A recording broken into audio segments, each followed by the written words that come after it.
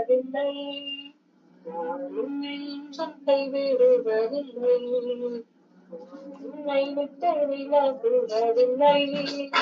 நான் உன்னை என்றும் கைவிடுவதில்லை. நான் உன்னை காண்கின்ற தேவன், கண்மணி போல் உன்னை காப்பேன். நான் உன்னை காண்கின்ற தேவன், கண்மணி போல் உன்னை காப்பேன். நான் உன்னை விட்டு விலகுவதில்லை. நான் உன்னை என்றும் கைவிடுவதில்லை. பயப்படாதே மனமே, நான் போற்றிடுவேன் உன்னை தினமே. பயப்படாதே மனமே, நான் போற்றிடுவேன் உன்னை தினமே. அற்புதங்கள் நான் செய்திடுவேன், அற்புதங்கள் நான் செய்திடுவேன். உன்னை அதிசயமாய் நான் நடத்திடுவேன், உன்னை அதிசயமாய் நான் நடத்திடுவேன். நான் உன்னை விட்டு விலகுவதில்லை.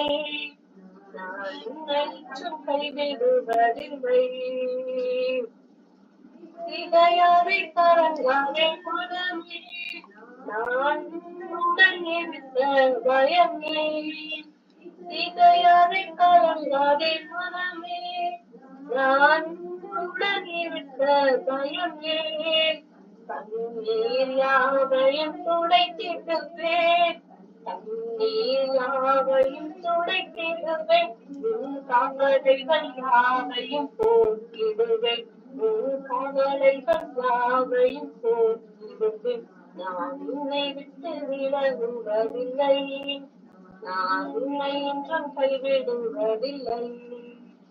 அனுதினம் என்னை தேடிடுவார், நான் கைவிடும் பலனை பெற்றிடுவார். அனுதினம் என்னை தேடிடுவார், நான் கைவிடும் பலனை பெற்றிடுவாய்.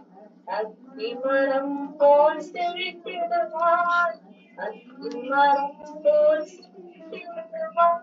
நான் ஆசையாய் உன்னை கனி கொடுப்பாய், நான் ஆசையாய் உன்னை கனி கொடுப்பாய். நான் உன்னை விட்டு விலகுவதில்லை. நான் உன்னை என்றும் கைவிடுவதில்லை. நீனையின் பலக்கரத்தாலே உன்னை தாங்குவேன் ஆனந்தினாலே. நீனையின் பலக்கரத்தாலே உன்னை தாங்குவேன் ஆனந்தினாலே. ஆவியில் உம்மை ஜெபித்திடுவார், ஆவியில் உம்மை ஜெபித்திடுவார். தினம் அல்லேலூயா என்று ஆர்ப்பரிப்பார், தினம் அல்லேலூயா என்று ஆர்ப்பரிப்பார். நான் உன்னை விட்டு விலகுவதில்லை. நான் உன்னை என்றும் கைவிடுவதில்லை. நான் உன்னை விட்டு விலகுவதில்லை. நான் உன்னை என்றும் கைவிடுவதில்லை. ஹல்லேலூயா, ஹல்லேலூயா, ஹல்லேலூயா, ஹல்லேலூயா. ஸ்தோத்திரம், ஸ்தோத்திரம், ஸ்தோத்திரம், ஸ்தோத்திரம், ஸ்தோத்திரம். துதிகளின் மத்தியில் வாசம் செய்கிறவரே, இரக்கங்களின் தகாபரணே, ஓ கூப்பிடுகிற யாவருக்கும், ஓ உம்மை நோக்கி கூப்பிடுகிற, ஓ விண்ணப்பத்தை ஏறெடுக்கிற, ஓ ஜெபத்திற்கு பதில் கொடுக்கிற, ஓ உண்மையும் உத்தமமான உம்மை போல ஒரு தேவன் இல்லையே தகப்பனே. சகலத்தையும் படைத்தவர் நீர், சகலத்தையும் உருவாக்கினவர் நீர். நீரே தயாபரர், நீரே துதிக்கப்படத்தக்கவர், நீரே புகழப்படத்தக்கவர். ஓ ஹல்லேலூயா, ஹல்லேலூயா, ஹல்லேலூயா, ஹல்லேலூயா. இரத்த கோட்டைக்குள்ளே மூடி மறைத்துக் கொள்ளுங்க தகப்பனே. ஓ வல்லமை உம்முடையது, பராக்கிரமம் உம்முடையது. ஓ ஹல்லேலூயா. ராஜாக்களை தள்ளி ராஜாக்களை ஏற்படுத்துகிறவர் நீர் தகப்பனே. ஓ காலைதோறும் உம்முடைய கிருபை புதியதா இருக்கிறது தகப்பனே. அதிகாலையிலே என்னை நோக்கி கூப்பிடு, அப்பொழுது நான் உனக்கு விடுதலை கொடுத்து நீ அறியாததும் உனக்கு எட்டாததுமான பெரிய காரியத்தை அறிவிப்பேன் என்று சொல்லியிருக்கிற தகப்பனே. கிருபையால் நிலை நிற்கிறோம், உம் கிருபையால் நிலை நிற்கிறோம். அல்லேலூயா. உம்முடைய கிருபையை, உம்முடைய இரக்கத்தை, உம்முடைய தயவை, உம்முடைய அன்பை நோக்கி நாங்க காத்திருக்கிறோம் தகப்பனே. காத்திருக்கிறவர்களுக்கு விடுதலையை கொடுக்க வல்லவரா இருக்கிற தகப்பனே. ஓ ஹல்லேலூயா, ஹல்லேலூயா. இந்த இரவு வேளையிலே நாங்கள் வேறு வேறு தேசங்களிலிருந்து, வேறு வேறு பட்டணங்களிலிருந்து இதோ ஒருவர் இருவராய் உடைய வார்த்தையை கேட்கும்படியாய் நாங்கள் வருகிறோம் தகப்பனே. வருகிற ஆத்துமாக்களை தெய்வீக சமாதானத்தோடு, தெய்வீக அன்போடு, தெய்வீக நிறைவோடு, ஆவியில பலப்பட்டு, இயேசு கிறிஸ்துவானவரே, நீர் உயிரை எடுத்துக் கொள்ளும் போது நீர் கொடுத்த ஒரு வார்த்தை, தேற்றரவாளனாகிய பரிசுத்த ஆவியை உங்களுக்கு நான் விட்டு போகிறேன். அந்த தேற்றரவாளனாகிய பரிசுத்த ஆவியை நாங்கள் துக்கப்படுத்தாதபடியாய் நீர் எங்களுக்குள்ளதாக வந்து அந்த பரிசுத்த ஆவியுடைய சத்தத்திற்கும், அந்த பரிசுத்த ஆவியானுடைய சித்தத்திற்கும், அந்த பரிசுத்த ஆவியானவரை நீர் எங்களுக்கு கொடுத்த அந்த ஆவியை நாங்கள் குலைத்து போடாதபடி நீர் எங்களை பரிசுத்தப்படுத்தி உடைய கிருபையினாலும், உடைய இரக்கத்தினாலும், உடைய தயவினாலும் நீர் எங்களை தாங்கி வளர்ந்தெடுத்துங்க தகப்பனே. ஒவ்வொரு ஆத்துமாக்களுக்காக செபிக்கிறேன் தகப்பனே. இந்த கூடுகைக்கு வரும்படியாய் அவர்கள் ஆயத்தப்பட்டு வருகிற வேளையிலே சத்துருவானவன் எடுக்கிற சில தடைகளையும் இயேசுவின் ரத்தத்தினாலே கட்டி அப்புறப்படுத்தி செபிக்கிறேன் தகப்பனே. நீர் விடுதலை கொடுங்க தகப்பனே. ஒவ்வொரு ஆத்மாவோடு நீர் பேசுங்க தகப்பனே. இந்த வார்த்தைகளை கேட்கிறவர்களுக்கு நீர் விடுதலை கொடுங்க தகப்பனே. உம்மை நம்புகிற ஜனங்கள் ஒருபோதும் வெட்கப்பட்டு போகவில்லை என்பதை நாங்கள் வேதத்தில் தியானிக்கிறோம் தகப்பனே. நாங்கள் நம்புகிறோம் தகப்பனே. நம்புகிறவர்களுக்கு நீர் நிறைவேற்ற வல்லவராய் இருக்கிறேன் என்பதை நாங்கள் விசுவாசிக்கிறோம் தகப்பனே. ஹல்லேலூயா. நீர் இடைபடுங்க, நீர் விடுதலையை கொடுங்க, நீர் காரியத்தை நடத்துங்க தகப்பனே. பின்புலமாய் போராடுகிற ஆவிகள், மாம்சத்திலே கட்டி வைக்கிற ஆவிகள், சத்துருடைய கிரியைகள் எல்லாவற்றையும் இயேசுவின் நாமத்தினாலே கட்டி அப்புறப்படுத்தி செபிக்கிறேன் தகப்பனே. ஒரு விடுதலையை கொடுங்க, ஒரு அன்பினாலே பிடப்படுங்க. குமாரன் இயேசுவின் நாமத்தினாலே ஜெபங்களும் ஜீவனுள்ள எங்கள் பரம தகப்பனே. ஆமேன், ஆமேன், ஆமேன். கர்த்தராகிய இயேசு கிறிஸ்துவின் நாமத்தினாலே வந்திருக்க ஒவ்வொருக்கும் வாழ்த்துரை சொல்லிக் கொள்கிறோம். வர தடைபடுகிற ஆத்துமாக்களுக்கும் தேவ ஆவியானவர் இடைப்பட்டு ஒரு விடுதலையை கொடுப்பாராக. ஹல்லேலூயா, ஸ்தோத்திரம். இன்னைக்கு நம்ம தியானிக்க போகிற விஷயம் என்னன்னு கேட்டீங்க அப்படின்னா, கிருபையை குறித்ததான காரியங்கள் நம்ம தியானிக்க போகிறோம். சங்கீதத்துக்கு எழுதின புஸ்தகம் 92ஆம் அதிகாரம் 3ஆம் வசனம். காலையிலே உமது கிருபையும். கிருபை அப்படின்னு கேட்டீங்கன்னா இங்கிலீஷ்ல கிரேஸ், மெர்சி அப்படின்னு சொல்லுவாங்க. அதாவது கிருபைக்கு நம்ம தமிழ்ல ஒரு விளக்கம் என்னன்னு கேட்டீங்க அப்படின்னா, தயவு, இரக்கம், உங்களுடைய ரட்சிப்பு அப்படின்னு சொல்லிட்டு தமிழ்ல நிறைய விஷயங்கள் இருக்கு. என்ன மாதிரி கிருபைன்னு கேட்டனா, நம்ம நடந்து போகிற வழிகளில உணவு இல்லாம யாராவது இருக்கிறாங்க, ஒரு தரித்திரர் இருக்கிறாங்கன்னா அவங்க பசியில படுற கஷ்டத்தை பார்த்து நம்ம அவங்களுக்கு இறங்குகிறது தேவனுக்கே கடன் கொடுக்கிறதுன்னு கர்த்தர் சொல்கிறார். பைபிள் அப்படித்தான் போதிக்குது நமக்கு. இயேசு கிறிஸ்துவன் அதைத்தான் நமக்கு சொல்லுகிறார். ஏழைக்கு இறங்குகிறவன் கர்த்தருக்கு கடன் கொடுக்கிறான். நான் சர்ச்சுக்கு கொடுக்குறேன், ஊழியத்துக்கு கொடுக்குறேன், அதெல்லாம் நான் கிரிட்டிசைஸ் பண்ண விரும்பல. ஆனா வேதம் நமக்கு எப்படி போதிக்குன்னா, ஏழைக்கு இறங்குகிறவன் கர்த்தருக்கு கடன் கொடுக்கிறான். அவன் கொடுத்ததை அவர் திரும்ப கொடுப்பாராம். அது எப்படி கொடுப்பாரா, எப்படி திரும்ப கொடுப்பாரா? நீங்க 100 ரூபாய் கொடுத்தீங்கன்னா அது 1000 ரூபாயை திரும்ப கொடுத்துவார். அப்படிப்பட்ட கிருபையை நம்பிதான் நம்ம இங்க வந்திருக்கிறோம். நம்ம செய்த நற்கிரிய நிமித்தமாக, நான் நீதிமான இருக்கிறது நிமித்தமாக இந்த உலகத்துல யாருமே உயிரோட இருக்கிறது இல்லைங்க. அவர் நம்மேல் வைத்த கிருபை. காலையில நம்ம என்ன பண்ணணும்னு கேட்டீங்கன்னா, அவருடைய கிருபையை தேடணுமா, அதாவது அவருடைய இரக்கத்தை தேடணுமா, அவருடைய தயவை தேடணுமா.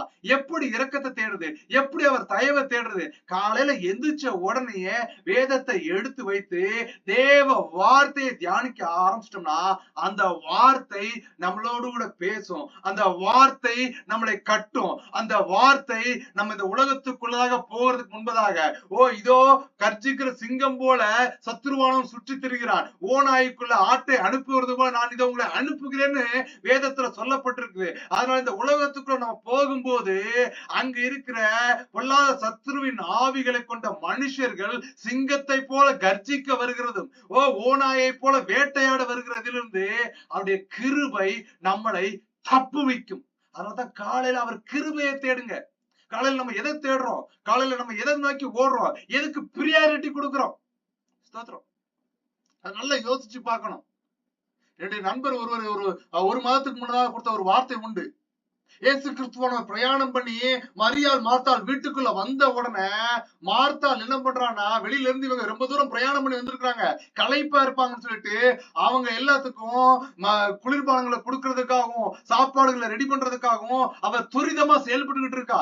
ஆனா இந்த மார்த்தாள் செயல்படுகிறா, மரியாள் என்ன பண்றான்னு கேட்டீங்க அப்படின்னா, இயேசு பக்கத்துல போய் அவர் பேசுகிறத கேட்கறதுக்கு ஆவலா அவர் காலப்படியில போய் உட்கார்ந்துகிட்டா.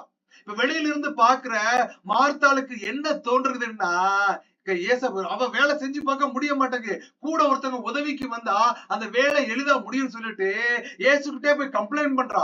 எப்படிப்பட்ட கம்ப்ளைண்ட் அவ பண்றான்னா, கொஞ்சம் நீங்க சொல்லுங்க இயேசுவே, இந்த மரியாதை பாருங்க உங்க பக்கத்துல வந்து ஓபி அடிச்சு உட்கார்ந்துட்டு இருக்கா, நான் அங்க கஷ்டப்பட்டுட்டு இருக்கேன், இவளும் கூட ஒத்தவாட்டிக்கு வந்தானா நாங்க உங்க 12 சீடர்களுக்கும் உங்க கூட வந்தாலும் உணவுகளை ஆயத்தப்படுத்துவதற்கான வேலை கொஞ்சம் சீக்கிரமா முடிஞ்சிரும்லான்னு சொல்றா.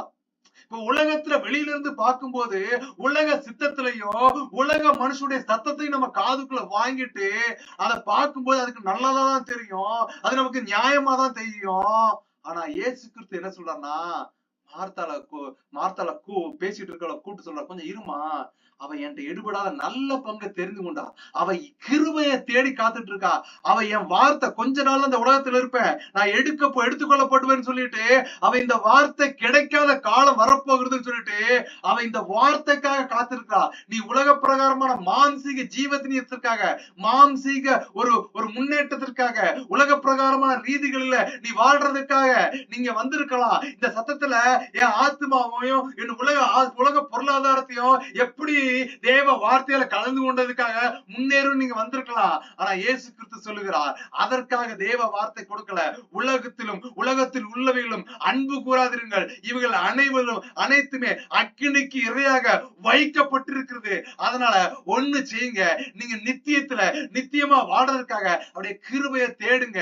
அப்பதான் மார்த்தாளை பார்த்து சொல்றாரு, இவன் என்கிட்ட எடுபடாத நல்ல பங்கை தெரிஞ்சுக்கிட்டா. கர்த்தர் வந்திருக்கிற நம்ம சொல்றாரு, அவர் கிருபையை தேடுங்க, காலையில அவருடைய கிருபையை நீங்க நாடுங்க.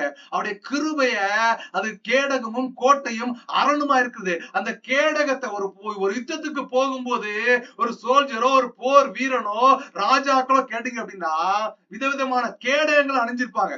அது அவங்களுடைய கேட்டகரிக்கு தக்கனமானிக்க அந்த கேடகங்களும் அதற்கான பாதுகாப்பு கவசங்களுடைய வெயிட்டுகளும் அமௌண்ட்டும் கொஞ்சம் அதிகமாகும். ராஜாக்கள் எப்படிப்பட்ட ஒரு வஸ்திரத்தை அணிஞ்சிருப்பாங்க கேட்டீங்கன்னா 120 கிலோவுக்கு அதிகமான சங்கிலிகளினால் செய்யப்பட்ட ஒரு சின்ன சின்ன பொன் வளையங்களை கழுத்துல போட்டு அந்த கேடயத்தை புடிச்சுக்கிட்டு போய் சண்டை போடணும். என்னைக்கு கோலியாத்தை எதிர்க்கும்படியாய் அவனை முடியாதுன்னு சொல்லிட்டு எல்லாம் சோர்ந்து போறவங்கள தாவீது வந்தோடனே தாவீதுக்கு என்ன பண்றாங்கன்னா, அப்படிப்பட்ட கேடகங்களையும் ராஜாக்களுக்கு அனுமதிக்கக்கூடிய அந்த ஒரு வெயிட்டு கூடின சில கேடகங்களையும் வாள்களையும் கொடுக்கும் போது அவன் அதை போட்டுட்டு நடக்க முடியல, எல்லாத்தையும் உதறி போட்டுறான். இது எனக்கு வேண்டாம், என் தேவன் எனக்கு இருக்கிறார், அவர் கிருபை என்னோடு இருக்கிறது, அவர் கிருபை இந்த பெலிஸ்தீனாகிய இந்த கோலியாத்தை வீழ்த்தும் என்று அவன் தேவனை துதித்து கல்ல விடுறா. கல்ல விட்டாச்சுன்னா எப்பவுமே சயின்ஸ் படி ஒரு பொருள் இன்னொரு பொருள் மேல பட்டுச்சுன்னா இந்த பொருள் பட்டோன்னே இதனுடைய விசை இதனுடைய அழுத்தத்தினால அந்த பொருள் பின்னாடி விழும். ஆனா தாவீது பின்னாடி விழல, முகங்குப்புற விழுந்தானா.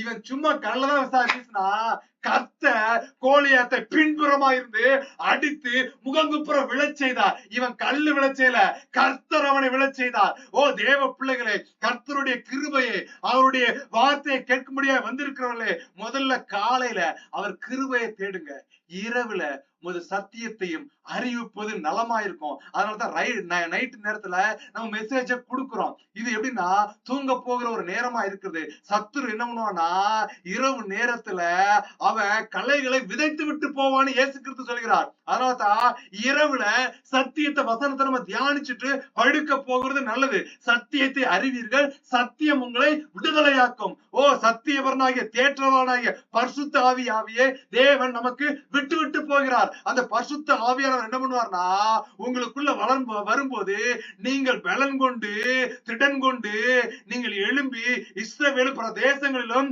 நீங்கள் பிரஸ்தாபப்படுத்துவீர்கள் இயேசுவின் நாமத்துல. அந்த பலன் நமக்கு வந்துச்சுன்னா அது கேடகமும் அரணுமா இருக்கும். தேவ பலன் நமக்குள்ள வந்துச்சுன்னா பிசாசின் காரியத்தை கட்டி ஜெபிப்பதற்கும் உடைக்கிறதற்கும் அதிகாரம் பெற்றவர்களாய் நாம் உலகத்திற்குள்ளதாய் போக முடியும். தேவ பிள்ளைகளை சங்கீதம் 5:7 சொல்லுது, நானோ உமது மிகுந்த கிருபையின்படி உமது ஆலயத்துக்குள் பிரவேசித்து உமது பரிசுத்த சந்நிதிக்கு நேரே பய பக்தியுடன் பணிந்து கொள்வேன். ஆலயத்துக்கு எதுக்கு போறோம்னா மல்டிடியூட் ஆஃப் த மெர்சி, அவருடைய கிருபையை கேட்கறதுக்காக நம்ம ஆலயத்துக்குள்ளதாக போகிறோம். அந்த ஆலயத்துக்குள்ள அவர் கிருபையை நோக்கி போகும்போது அங்க நம்ம எப்படி போகணுமா, அவருடைய பரிசுத்த சந்நிதிக்கு நம்ம எப்படி போகணும்னா பய பக்தியா போகணுமா. பயத்தோடும் நடுக்கத்தோடும் கர்த்தரை தொழுது கொள்ளுங்கள். அவர் பரிசுத்தராயிருக்கிறார். அவர் துதிக்கப்படத்தக்கவராயிருக்கிறார். பரிசுத்த ஆராதனைக்கு போகும்போது நாம் நம்மளை சிந்தனையிலும் நம் இருதயத்திலும் பரிசுத்தம் பண்ணி கொண்டு போகிறது நல்லதா இருக்கும்.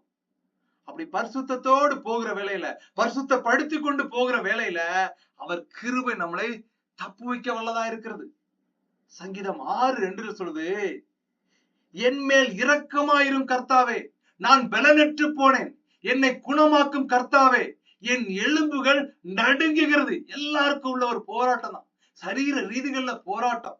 பிசாசு என்ன பண்றான்னு கேட்டீங்கன்னா, தேவ பிள்ளைகளே நான் சொல்லுவேன், முதல்ல நான் சொல்லும்போது எப்படின்னு கேட்டீங்கன்னா, தேவ வார்த்தையை சொல்ல வருகிற தேவ பிள்ளைகிட்ட நான் என்ன சொன்னா, இந்த மீட்டிங்ல கர்த்தருடைய வார்த்தையை பேசிட்டு போங்க, கர்த்தர் உங்களே ஆசீர்வதிப்பார் நான் சொல்லிடுவேன். தோத்திரம். ஏன்னா நம்ம மக்கள் என்ன பண்ணுவாங்கன்னு கேட்டீங்க அப்படின்னா, முதல்ல ஒரு விஷயத்த ஆசீர்வாதம் கிடைக்குன்னு அவங்க சொல்லிடுவாங்க. ஆனா அதுக்கப்புறமும் சில விஷயங்கள் நடக்கும். என்ன நடக்கும்னு கேட்டீங்கன்னா, போராட்டமும் வரும். பொன்னை புடமிட்டாதான் அது சுத்த பொண்ணாக விளங்குமா. பிள்ளை படிக்குதுன்னு சொன்னோம்னா அந்த பிள்ளைக்கு பரீட்சை டெஸ்ட் எக்ஸாமினேஷன் ஒன்று கான்டாக்ட் பண்ணாதான் அந்த பிள்ளை படிச்சிருக்கா இல்லையாங்கிறத நம்ம கன்ஃபார்ம் பண்ண முடியும். தேவ வார்த்தையை கொடுக்க வருகிறோம். கர்த்தர் ஆசீர்வாதத்தை மாத்திரம் கிடையாது, பிசாசு சில போராட்டத்தையும் கொடுப்பான், சில அழுத்தத்தையும் கொடுப்பான். ஆனா முடிவு பரியந்தம் நிலைந்திருக்கிறவன் தான் ஜீவ கிரீடத்தை பெற்றுக் கொள்வான். நம்ம உலக பிரகாரமான ஆசீர்வாதத்துக்காக கர்த்தருடைய வார்த்தையை சொல்றது கிடையாது. இங்க மறிச்சா நித்திய ஜீவனுக்கு போவோம் அப்படிங்கிற ஒரு காரியத்திற்காக தான் நம்ம தேவ வார்த்தையை சொல்லுகிறோம். சங்கீதம் 6:2 சொல்லுது, என் மேல் இரக்கமாயிரும் கர்த்தாவே, நான் பலனற்று போனேன். Have mercy upon me, O Lord. எனக்கு கஷ்டமா இருக்கு, இந்த உலகத்துல வாழ்றதுல அவ்வளவு போராட்டமா இருக்கு, இந்த உலகத்துல ஜீவிக்கிறதுல என் கண்கள் கட்டப்பட்டதா இருக்கு, எனக்கு உதவுவாரே இல்ல, நான் தனியா இருக்கிறேன், என் பொருளாதாரமும் சரி, என்ன நடக்கும்னு எனக்கு தெரியலன்னா, கர்த்தாவே நான் பலனற்று போனேன்னு சங்கீதக்காரன் சொல்றான். என்னை குணமாக்கும் கர்த்தாவே, என் எலும்புகள் நடுங்குகிறது. மேக்சிமம் சதைதான் நடுங்கும் நமக்கு ஒரு நடுக்குதுல, ஆனா அவனுக்கு உள்ள இருக்கிற எலும்பே நடுங்குதான். எலும்பு எவ்வளவு ஸ்ட்ராங்கா இருக்கும், அதுவே வீக் ஆயிருது. அப்படிப்பட்ட சூழ்நிலையில சங்கீதம் 6:3 சொல்லுது, என் ஆத்மா மிகவும் வியாகுலப்படுகிறது, கர்த்தாவே எது வரைக்கும் இறங்காதிருப்பீர். ஓ Lord, how long you are not showing your mercy. நீ எது வரைக்கும் எனக்கு இரக்கத்தை காட்டாதிருப்பீர். நான் வளர்ந்து நான் இன்னைக்கு ஜெபிக்கிறேன், நான் வேதம் வாசிக்கிறேன், நான் உங்களுடைய அன்பு பக்கத்துல வாரேன், நான் உங்களை பற்றி கொள்ளணும்னு நடக்கிறேன். ஆனா இந்த உலகத்தின் காரியங்களும் இந்த உலகத்தின் சூழ்நிலைகளும் என்னை அழுத்தி என்னை கஷ்டப்படுத்தி, இந்த பொருளாதாரமும் இந்த சுற்றி இருக்க மனுஷனுடைய பேச்சும் என்னை குற்றப்படுத்தி என்னை காயப்படுத்தி என்ன அழ வச்சு உங்களுடைய அன்பை அனுபவிக்க விடாம ஆக்கிடுதப்பா. என் ஆத்துமா ரொம்ப கஷ்டப்பட்டு போயிருக்கு, என் ஆத்துமா நினைக்கிறது நடக்க மாட்டேங்குது, நான் என்ன செய்யுதுன்னே தெரியல அப்படின்னு புலம்புகிற சூழ்நிலையில சங்கீதம் 6:4 திரும்ப அந்த மனுஷன் தன்னுடைய விண்ணப்பத்தை, அதாவது விண்ணப்பம்னா ஜெபத்தை கர்த்தர் ஏறெடுக்கிறார். திரும்பும் கர்த்தாவே என் ஆத்துமாவை விடுவியும். நீர் வேற எங்கேயா பாத்துக்கிட்டு இருக்கீங்க ஏசப்பா. Jesus Christ, you are looking from some other side. நீ வேற இடத்துல பாத்துக்கிட்டு இருக்கீங்க, கொஞ்சம் என்ன கண்ணோக்கி பாரு, உன் பார்வை மாத்திரம் என் மேல பட்டா போதும்பா. நீர் என்ன பார்த்துட்டீர்னா இந்த இக்கட்டு என்னை விட்டு போயிரும். நீர் எனக்குள்ள வந்துட்டீர்னா என் பிரச்சனை மாறிடும். உமரை தொட்டவங்க விடுதலை பெற்றாங்க, உமரை பார்த்தவங்க விடுதலை பெற்றாங்க, உங்களோட சத்தத்தை கேட்டவங்க அற்புதத்தை பெற்றுக்கொண்டாங்க. ஓ, நாங்களோ இன்னைக்கு வரைக்கும் இவ்வளவு நாளா வாழ்ந்துட்டு இருக்கோம், இவ்வளவு காரியங்களா போயிட்டு இருக்கு. நான் வேதத்தை வாசிக்கிறேன், நான் அழுகிறேன், உங்களுடைய பாதபடியில வந்து இருக்கிறேன். ஆனாலும் என் துக்கம் இன்னும் மாறின பாடு இல்லை. திரும்பும் கர்த்தாவே என் ஆத்துமாவை விடுவியும்னு சங்கீதக்காரன் அழுகிறது போல தேவ சந்நிதியிலே நீங்கள் உங்கள் ஆத்துமாவை விடுவிக்கும்படியா அவரிடத்துல அழுங்க. அவன் திரும்ப சொல்ற அந்த சங்கீதக்காரன் 6 நாள்ல, உம்முடைய கிருபை நிமித்தம் என்ன ரட்சியும்பா.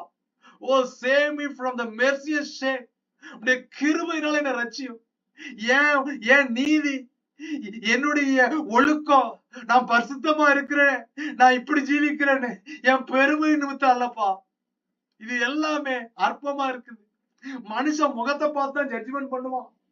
ஆனா என் கர்த்தர் நீர் இருதயத்தை பார்த்து ஜட்ஜ்மெண்ட் பண்ணிருப்பான். என் இருதயம் சில நேரத்துல தோண்டு போயிருது. என் இருதயம் சில நேரத்துல சில பொருள் கிடைக்கல, நான் விரும்புவது நடக்கலன்னு உடனே உங்களுடைய அன்பை விட்டு நான் கொஞ்சம் விலகி போகிறேன்.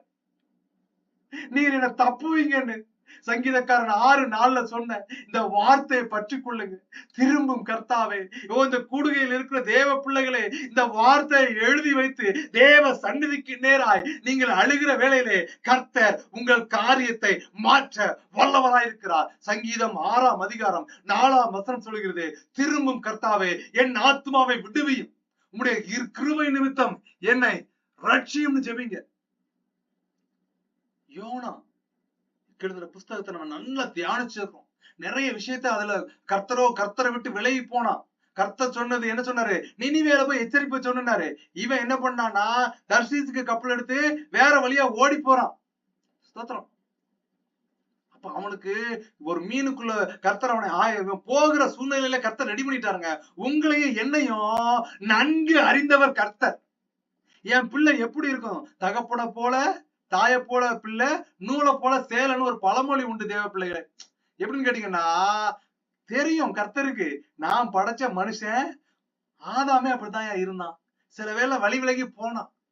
நீங்களும் சில வேளையில, நானும் சில நேரத்துல தேவ அன்பை விட்டு விலகி போயிடுறோம்ல, தேவ சித்தத்தை விட்டு கொஞ்சம் சிந்தனையில மாறி போயிடும்ல. அதுக்குத்தான் யோனாவுக்கு அவனை விழுங்கும்படியாய் மீனை ஆயத்தப்படுத்தி வைத்திருந்தார். அவனை போ சொல்லும் போது மீனை ஆயத்தப்படுத்திட்டாரு. ஏன்னா தெரியும் என் பிள்ளை என்ன டிசிஷன் எடுக்குன்னு அவருக்கு நல்லா தெரியும். தேவ பிள்ளைகளே, நாம எல்லாம் தேவனுடைய சாயலாய் சிருஷ்டிக்கப்பட்டோம். மனுஷனை மண்ணிலிருந்து உருவாக்கி ஜீவ சுவாசத்தை அவன் நாசியிலே ஊதினார், அவன் ஜீவாத்மா வாழான்னு வேதத்தில் ஆதியாகமத்தில் புத்தகத்தில் சொல்லப்பட்டிருக்கிறது. யோனா 2ஆம் அதிகாரம் 7ஆம் வசனம். அவன் வழி விலகி போனதுக்கு அப்புறம் தான் தெரியுது, தேவ அன்பை விட்டு, தேவ கிருபையை விட்டு, தேவ திட்டத்தை விட்டு, தேவ சித்தத்தை விட்டு அவன் விலகி வேற லைன்ல போகும்போதுதான் அவனுக்கு தெளிவா தெரிகிறது. கஷ்டம் கண்ணு முன்னாடி தெரியுது. தூக்கி கடல்ல போட்டாச்சு, பெரிய மீன் வயிற்றுக்குள்ள இருக்கிறான், டிராவல் பண்ணி போறான். அப்ப அவன் சொல்ற ஜெபம் என்ன தெரியுமா? யோனா 2:7ஆம் அதிகாரத்துல, என் ஆத்துமா என்னில் தோய்ந்து போகையில் சாவனா பிழைப்பானே எனக்கு தெரியல. மீன் வயிற்றுக்குள்ள அவ்வளவு நாற்றங்கள், அவ்வளவு துஷ்டங்கள், அவ்வளவு கஷ்டங்கள். சொகுசு பிரயாணம் கிடையாது. முழுங்கின உடனே உள்ள போய் அறப்பட்டு செத்து போட்ட பிரச்சனை இல்ல, சாகவும் இல்ல. சுத்தி பார்க்கும்போது சுற்றிலும் இருளா இருக்கும். என்ன செய்யறதுன்னு தெரியல. ஆளியும் பசையும் அவனை நெருக்குறது. அதனால அவன் கஷ்டத்துல தோய்ந்து போயிருக்கிறான். தேவ சந்நிதிக்கு வந்திருக்கிற தேவ பிள்ளைகளே, உலகத்துல இருக்கிற காரியங்களும், உலகத்துல இருக்கிற பொருளாதாரமும், உலகத்துல இருக்கிற நோய்களும், உலகத்துல கிடைக்க வேண்டிய சில காரியங்கள் கிடைக்காததுனால இருதயம் சோர்ந்து போய் இந்த யோனாவை போல கட்டப்பட்டதா நெருக்குகிறதா இருக்கிறதா? இந்த யோனாவின் ஜெபத்தை பாருங்க. அவன் கஷ்டம் வந்தவன, அவன் ஆத்மா தோய்ந்து போனவன கர்த்தரை நினைத்தான். When you are losing your hopeness, நீங்க என்னைக்கு உங்க நம்பிக்கையை இழக்கிறீங்களோ, என்னைக்கு காரியம் நடக்கல நினைக்கிறீங்களோ, அன்னைக்கு கர்த்தரை நினைங்க. Don't think about the human beings. எந்த மனுஷனையும் நம்பாதீங்க. சங்கீதம் 118:8 பைபிளுடைய மைய வசனம் சொல்லப்பட்டிருக்கு, மனுஷனை நம்புவதை விட்டு விடுங்கள், எண்ணப்படுகிறதற்கு அவன் எம்மாத்திரம். Just you have to think upon the God. I remember the Lord ன்னு சொல்லிருக்கு இங்கிலீஷ்ல. அவனுக்கு கஷ்டம் வந்தவன அவன் கர்த்தரை நினைத்தான். இன்னைக்கு கஷ்டம் வந்தவன நம்ம யார நினைக்கிறோம்? நினைச்சிட்டு அவன் என்ன பண்றான்? நான் நினைக்கிறதோட நிறுத்தல, கர்த்தரை நினைத்தான். அப்பொழுது என் விண்ணப்பம், அவன் நினைச்சவன அவன் சொல்றான், அப்பொழுது என் விண்ணப்பம் ஒரு பரிசுத்த ஆலயத்திலே உம்மிடத்துல வந்து சேர்ந்தது. And my prayer came it unto thee into the holy temple. உடைய பரிசுத்த ஆலயம் holy templeக்குள்ளதாக என் இருதயத்துல நான் நினைச்ச உடனே பிரேயர் மேல போயிரும். தானியேலை தூக்கி சிங்கக்கபில போடுகிற வேலையில கர்த்தருடைய தூதன் சொல்றான், கர்த்தருடைய அவன் ஜெபிக்க தொடங்கின உடனே தூதன் வந்து கொஞ்சம் காலதாமதம் ஆனோன்னு சொல்றான், நீ வேண்டிக் கொள்ள தொடங்கின போதே கட்டளை வெளிப்பட்டுச்சு. தேவ பிள்ளைகளே, நம்ம ஜெபிக்க தொடங்கின உடனே the holy temple பரிசுத்த பர்வத்துல தேவன் கட்டளையை கொடுத்து விட்டார். அது வர காலதாமதம். ஏன்னா தள்ளப்பட்ட தூதனோடு போராட்டம். அவன் என்ன பண்றான்னா, கர்த்தர்ட்டையும் அந்த வருகிற நமக்கு சப்போர்ட்டுக்கு வரக்கூடிய தேவ தூதனையும் பிரெயின் வாஷ் பண்றான். வெயிட் பண்ணு, அவனை பாரு, அவன் இல்ல போயிருவான், நம்ப மாட்டான், அவன் உங்க மேல உங்களை பட்டுதான் இருக்க மாட்டான், சும்மா அறியா, நீ படைச்சாருன்னா அவனை பத்தி எனக்கு தெரியும் சொல்லிட்டு அவன் வாதாடுகிறவனாய், எதிர்த்து பேசுகிறவனாய், நம்மளுக்கு கிடைக்க வேண்டிய உலக ரீதிகளில் இருக்க பொக்கிஷத்தையும் ஆசீர்வாதத்தையும் தடுக்கிறவனாய் அவன் இருக்கிறான். அப்படிப்பட்ட பிசாசோட நம்ம எதிர்த்து நிக்கணும்னா நாம் உபவாசத்திலும் ஜபத்திலும் அவரை பற்றுதல்ல இருந்தா மாத்திரம்தான் விடுதலையை பெற முடியும். இவன் காத்திருக்கிற வேலையில இந்த யோனாவின் இந்த ஜபத்தை அவன் பிரேயர் ரெக்வெஸ்ட் எடுத்த உடனே என்ன சம்பவிக்கிற, இவனுக்கு இப்படிப்பட்ட போராட்டம் இருக்குது. பிசாசு என்ன பண்றான், போராடிட்டு இருக்க. வெயிட் பண்ணோம், நீ உங்க சொல்லி நீ சொன்னீரு, என்ன சொன்னீரு, நினிவேக்கு போனீரு, போனானா? இல்ல, அவன் எங்க போறான்? தர்சீசுக்கு போனான். நீர்க்க என்ன பண்ணீங்க, இந்த திசைக்கு போனா ஆப்போசிட் திசைக்கு போறான், உங்க சொல் பேச்ச கேட்கவே இல்லை, வெயிட் பண்ணுங்கிறான். அவன் யோனா என்ன பண்ணானா, கர்த்தரை நினைக்கிறதும் இல்ல, he was continually connecting with the spirit. அவன் தன்னுடைய ஆவி என்ன பண்றானா, அனல் கொள்ள விட்டு தேவனோடு கூட தந்த கஷ்டத்திலையும் இந்த நஷ்டத்திலையும் நெருக்கப்படுகிற வேளையிலும் அவரை நோக்கி ஜெபிக்கிறான். எப்படி ஜெபிக்கிறான்னா, யோனாவுக்கு எழுதின புஸ்தகம் 2ஆம் அதிகாரம் 8ஆம் வசனம் சொல்கிறது, பொய்யான மாயையை பற்றிக் கொள்கிறவர்கள். பொய்யான மாயைனா தேவையில்லாத உலகத்திலிருந்து அட்வைஸ் வரும். தேவ மனுஷன் மாதிரி வேஷத்தை போட்டுட்டு தேவ கர்த்தர் செய்யக்கூடாத காரியத்தை செய்யும்படியாய் சில ஆலோசனை கொடுப்பான். அதுல விழுந்துட்ட நீ காலி. ஸ்தோத்திரம். ஆதாம் ஏவாள் படைச்சிருக்க வேலையில சர்ப்பம் போய் அப்படித்தான் பொய்யான மாயை என்ன பண்ணுச்சு, ஏவாளுக்கிட்ட காண்பிச்சு ஏதேன் தோட்டத்தையும் கர்த்தரோடு உள்ள உறவையும் அவர்கள் முகமுகமாய் பேசிக்கொண்டு ஒரு நண்பர்கள கூடிய வாழக்கூடிய ஒரு சூழ்நிலையை விட்டு துரத்தப்பட்டார்கள். எப்போ என்னைக்கு தவறான ஆலோசனைக்கு உன் காதை செவி சாய்க்கிறையோ தேவ அன்பை இழந்துருவ. பொய்யான மாயை பற்றி கொள்ளுகிறவர்கள் தங்களுக்கு வரும் கிருபையை போக்கடிக்கிறார்கள். forsake their own mercy. கிருபைய, அவருடைய இரக்கத்தை இழந்து போயிடாதீங்க. இந்த அழிந்து போகிற காரியத்துல, அழிந்து போகிற இச்சையில மனுஷ ஆலோசனைக்கு கேட்டு தவறி போயிட மாட்டேன்னு அவன் பொருத்தனை பண்றான். யோனா 2:9 சொல்லுது, நானோவெனில் துதியின் சத்தத்தோட உமக்கு பலியிடுவேன். என்ன சத்தம் கர்த்தருக்கு பிடிக்குன்னா, துதியின் சத்தத்தெல்லாம் அவர் பிரியமா இருக்கிறாராம். நம்ம பாடுகிற பாடல் ஏதோ நம்ம குரல் கரெக்ட் குரலா இருந்தாலும் உலகத்துல இருக்க மனுஷன் அப்படி இப்படி கிரிட்டிசைஸ் பண்ணுவான். ஆனா கர்த்தர் என்ன சொல்றா, நீங்க பாடுகிற, நான் பாடுகிற இந்த கரெக்ட் குரல் மேல, இந்த அற்பமா எண்ணப்படுகிற குரலின் மேல அவர் சந்தோஷப்படுகிறார். அவன் சொல்றான், துதியின் சத்தத்தோட உமக்கு பலியிடுவேன், நான் பண்ணின பொருத்தனை செலுத்துவேன்கிறான். ரட்சிப்பு கர்த்தருடையது என்று நான். Salvation is of the Lord. ரட்சிப்புனா சால்வேஷன். அந்த வார்த்தை அவன் வாயிலிருந்து வந்தவன கர்த்தர் சொல்றாரு. பிசாசு அவ்வளவு நேரம் இல்ல இல்லன்னு சொல்லிக்கிற வேலையில துறப்படா, அவன் என்ன நம்பிட்டான். I have to heal them. கர்த்தர் மீனுக்கு கட்டளையிட்டார். தேவ பிள்ளைகளே, தேவ வார்த்தை கேட்கிறவர்களே, இனி ஒரு 40 நிமிடமாய் உங்கள் ஆவியையும் உங்கள் சிந்தனையும் தேவ அன்புல உறுதியா வைத்துக் கொள்ளுங்கள். தேவன் கட்டளையிட போகிறார். ஓ ஹalleluya. இயேசு கிறிஸ்துவின் ரத்தத்தினாலே தள்ளித்து செபிக்கிறேன். ஓ ஒரு மனமாய், ஒரு இருதயத்தோடு, ஒரு சிந்தனையோடு உலக கவலைகளை விட்டு வெளியில வாங்க. ஓ தேவன் உங்கள் காரியத்தை மாறும்படியா இந்த கூடுகளை இருக்கிற வேளையில தேவன் கட்டளையிட போகிறார். பெற்றுக்கொள். ஹalleluya. அநேக நாட்களாக அநேக விஷயத்துல ஒட்டியும் ஒட்டாம, ஓ ஹalleluya, நீ நிக்கிற இடத்துல நின்னுகிட்டு இருக்க. உன் காரியம் மேலையும் இல்ல கீழே இல்ல, எப்படி ஆக போகுதுன்னு தெரியாம இருக்கிற உன் சூழ்நிலைகளை குறித்து கர்த்தர் காண்பிக்கிறார். கர்த்தர் உனக்காய் கட்டளை இடுகிறார். தேவ பிள்ளையே, இந்த கூடியை கேட்கிறவரே, உன் இருதயம் தேவனை சார்ந்து இருந்ததா, நீ அவர் பக்கமாய் உன் விசுவாசத்தை பற்றுதலா இருந்ததுனால கர்த்தர் சொல்லுகிறார். ஓ ஹalleluya. ஒரு தரிசனமாய் காண்பிக்கிறார். ஓ பிசிக்ஸ்ல ஒரு லா உண்டு. எப்படின்னு கேட்டீங்கன்னா, நேரா போகிறது டைம் எடுக்கும்.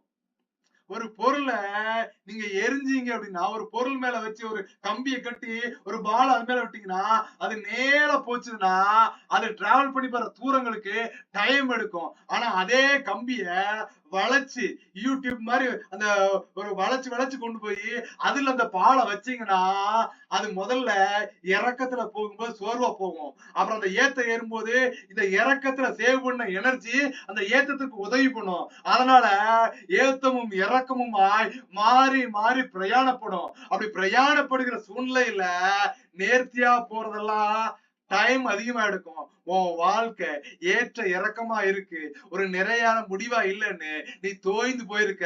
கர்த்தர் வார்த்தை வருகிறது, ஏற்ற இறக்கத்தோடு பிரயாணம் பண்ணு. உன் தூரத்தை சீக்கிரமா நீ எத்துவ.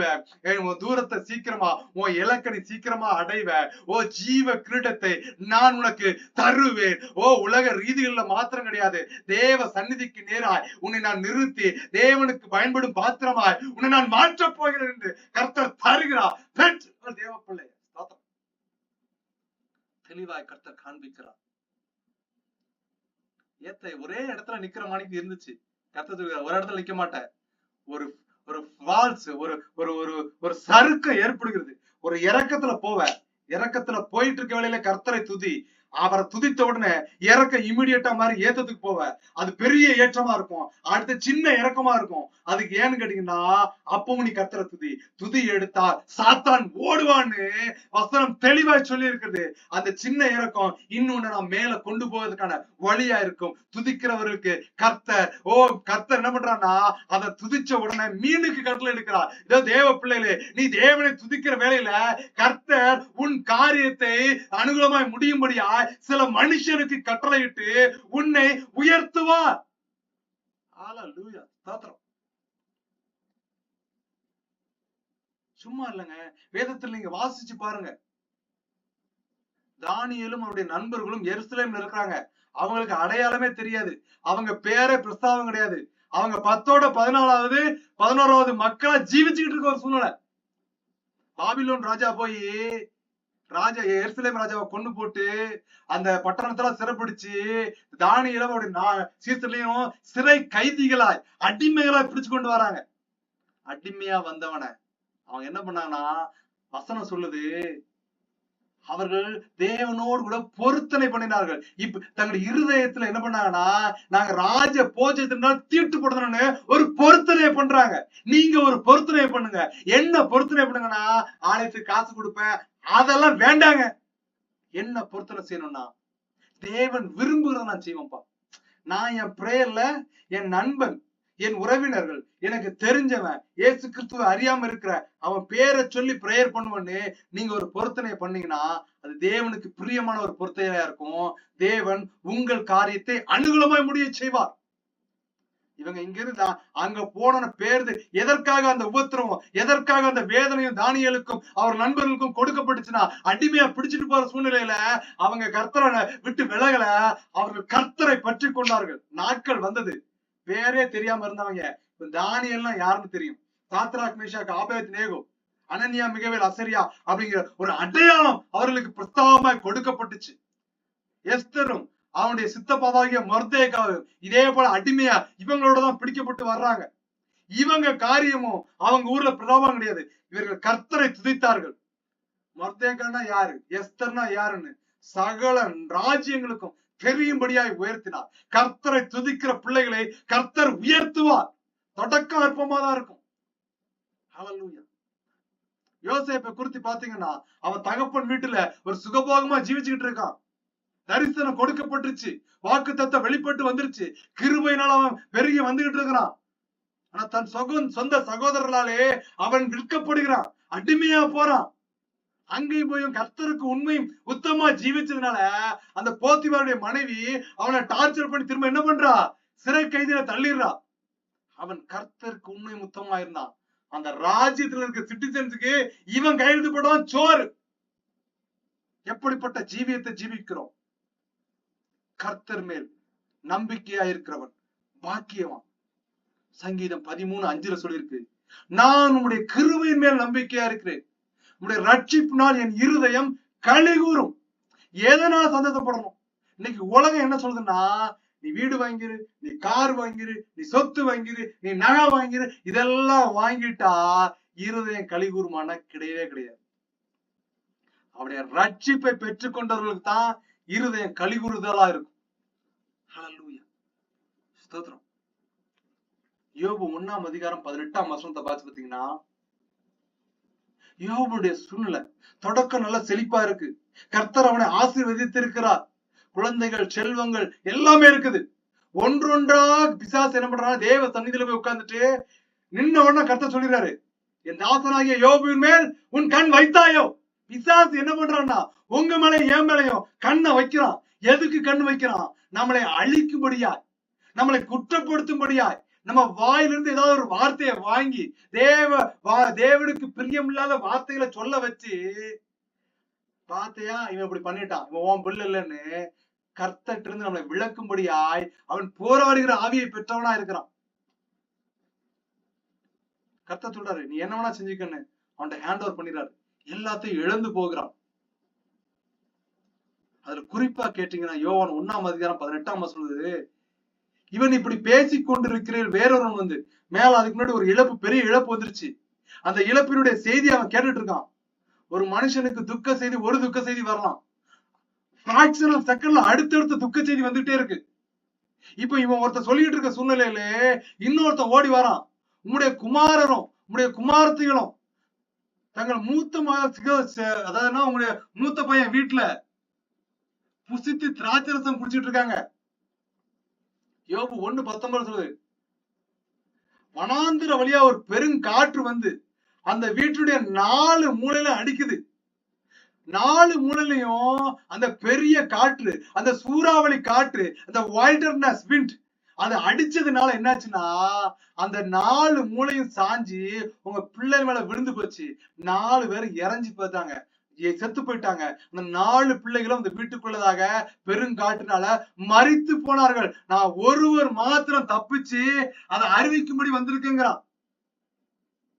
இந்த செய்தியை கேட்ட உடனே யோபு 1:20 சொல்லுது, அடுத்தடுத்து துக்க செய்தி.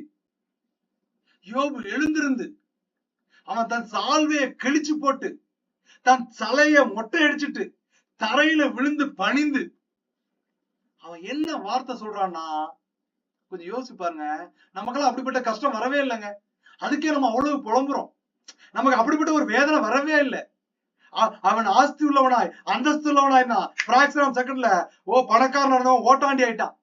அப்படிப்பட்ட சூழ்நிலையிலையும் அவன் தேவனை நிந்திக்கலன்னு வசனம் சொல்லுது. தேவனுடைய பரிசுத்த ஆவியை அவன் குற்றப்படுத்தல, அவன் குறை சொல்லல. அவன் வாயிலிருந்து வர்ற வார்த்தை எப்படின்னு பாருங்க. யோபு 1:21 சொல்லுது, நிர்வாணியாய் என் தாயின் கற்பத்திலிருந்து வந்து நிர்வாணியாய் அவிடத்துக்கு திரும்புவேன். கர்த்தர் கொடுத்தார், கர்த்தர் எடுத்தார், கர்த்தருடைய நாமத்திற்கு ஸ்தோத்திரம் என்றார். The Lord gave, then the Lord hath taken away. Blessed be the name of the Lord. கர்த்தருடைய நாமத்துக்கு ஸ்தோத்திரம் என்றார். ஹல்லேலூயா. எப்படிப்பட்ட ஒரு ஜெபமா இருக்கு. வசனம் சொல்லுது யோபு 1:21, இது எல்லாத்துலயும் அவன் பாவம் செய்யவே இல்லை. தேவனை பற்றி குறை சொல்லவும் இல்லை. Nor changed God foolishly. இன்னைக்கு குறை சொல்லுகிற ஆவி, குற்றம் சொல்லுகிற ஆவி பிசாசின் ஆவியா இருக்குது. அது என்ன பண்ணுதுன்னா, தேவன் உனக்கு என்ன செஞ்சார், நீ ஏன் தேவனை கும்பிடணும், இது எல்லாம் அந்நிய மனுஷங்க, அந்நிய ஆவிங்க சொல்றது. தேவ பிள்ளைகளே, நமக்கு ஜீவனை கொடுத்திருக்கிறார், நமக்கு நோயில்லாத ஒரு வாழ்க்கையை கொடுத்திருக்கிறார். கொடுத்ததுக்கு நன்றி சொல்லுவோம். அதுக்கப்புறம் கர்த்தர் நம்மளை உயர்த்துவார். யோபு 2:9 கேட்டீங்கன்னா, இதுக்கு அப்புறமும் நிறைய சம்பவங்கள் நடக்குது, நிறைய காரியங்கள் நடக்குது, நிறைய டிஸ்கஷன் போகுது. யோபு 2ஆம் அதிகாரத்தை நீங்க வாசிச்சு பாருங்க. திரும்பியும் பிசாசு போய் என்ன பண்றான், தேவ சன்னிதியில உட்கார்ந்துட்டு ஒரு ஆர்கியூமெண்ட் கொடுக்கறான். அப்ப கர்த்தர் என்ன பண்றாருன்னா, அவன் கையில கொடுத்துட்ட, அவன் ஜீவனை தவிர நீ என்னனாலும் பண்ணிக்கங்கிறாரு. அவன் பெரிய பருக்குனால வாதிக்கிறான். யோபு 2ஆம் அதிகாரத்துல அந்த பரு வந்ததுனால இந்த சதையில சின்ன அம்மம் போட்டவங்களுக்கு எல்லாம் தெரியும், சூட்டுனால கட்டி வரும். அத மாதிரி அவன் சரீரம் உள்ள கட்டி, அந்த கொப்பளத்தை உடைச்சிங்கன்னா உள்ள இருந்து வர்ற அந்த தண்ணீரினால, அந்த அந்த அசடுனால நாத்தம் தாங்க முடியாது, பக்கத்துல நிக்க முடியாது, குடல் வாமிட்டு வரும். அப்படிப்பட்ட ஒரு சூழ்நிலையில உட்கார்ந்துட்டு இருக்கான். சிரட்டை எடுத்து சொரிஞ்சுக்கிட்டு இருக்கான். வசனம் அப்படிதான் சொல்லுது. எல்லாம் இழந்து போய், பிள்ளைகள்லாம் செத்து போயிருச்சு, சொத்தெல்லாம் அழிஞ்சு போச்சு. அப்பெல்லாம் அவன் மனைவி ஒண்ணு சொல்லல. என்ன இருந்தாலும் கல்யாணம் முடித்த மனைவிக்கு கணவன் படுகிற கஷ்டத்தை பார்த்தவன வியாழத்தின் மித்தமாய் ஒரு வார்த்தையை சொல்லுவாங்க. உபத்திரவம் திரும்பதாய் சில வார்த்தைகள் வெளியில வரும். அது எப்படி வரும் கேட்டீங்கன்னா, பிசாசு கொளுத்தி போடுவான். இதே யோபின் மனைவி வார்த்தையிலையும் சில வார்த்தையை கொளுத்தி போட்டான். அந்நிய சத்தத்துக்கு அவ செவி கொடுக்க ஆரம்பிச்சிட்டா. செவி கொடுத்தலின் பலனா, ஏன்னா சுத்தி இருக்கிற ஊர்க்கார உறவுக்காரன் என்ன பண்ணுவான், தேவையில்லாத வார்த்தையை கொளுத்தி போடுவான். தேவ வார்த்தையை கேட்கிறவர்களே, அந்த சத்தத்துக்கு, அந்த சித்தத்துக்கு உன் சிந்தனையும் உன் இருதயத்தையும் செலுத்தாத. உன் இருதயம் உன் சிந்தனையும் தேவனை நோக்கி பார்க்கணும். அப்ப அவன் மனைவி சொல்லுகிறா, யோபு 2:9, நீர் இன்னும் உம்முடைய உத்தமத்திலே உறுதியாய் நிற்கிறீரோ, தேவனை தூசித்து ஜீவனை விடும் என்றார். Curse God and die. திட்டி செத்து போயா. இதுக்கு மேல உட்கார்ந்துட்டு சும்மா உட்கார்ந்து புலம்பிக்கிட்டு இருக்கிற, இன்னுமா நீ புலம்பிக்கிட்டு இருக்க? எல்லாம் போச்சு, ஒரு சரீரமும் இப்படி ஆகி போச்சு. தேவன் திட்டி செத்து போ. முடியல, அவன் வேதனை தாங்க முடியல. அப்ப யோபு 2:10 அவன் என்ன சொல்றான்னு பாருங்க. அதற்கு அவன், நீ பைத்தியக்காரி பேசுற போல பேசுறமா, தேவன் கையில நன்மையை பெற்ற நாம் தீமையும் பெற வேண்டாமா என்றான்.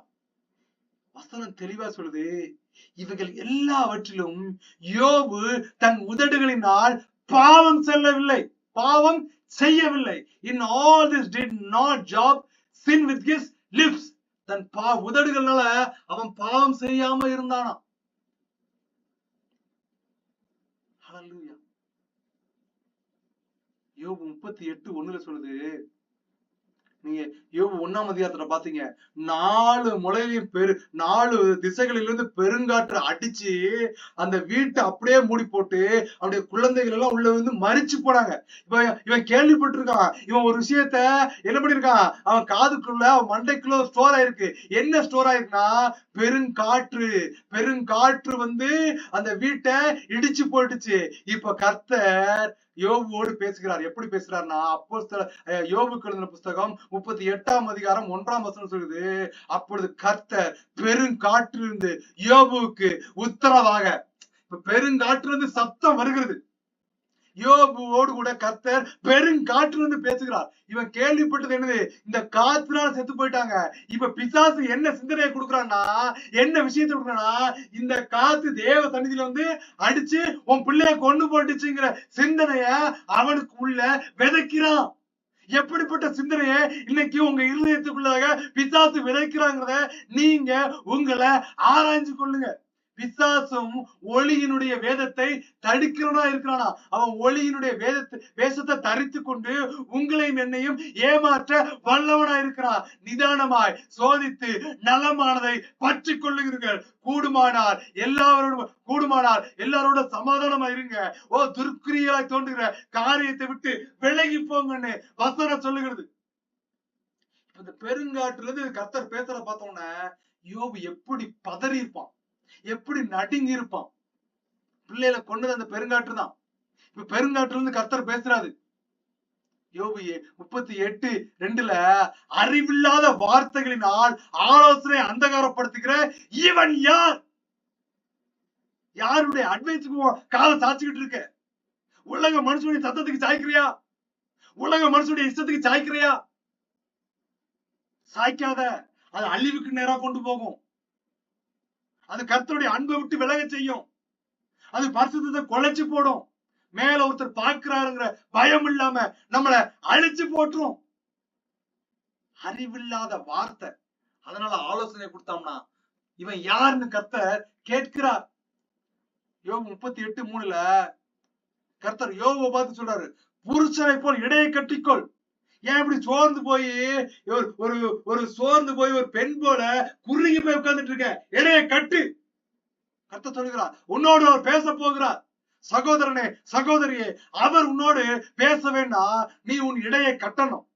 கர்த்தர் வெறுக்கிற காரியங்களை எடுத்து தூர போடணும்.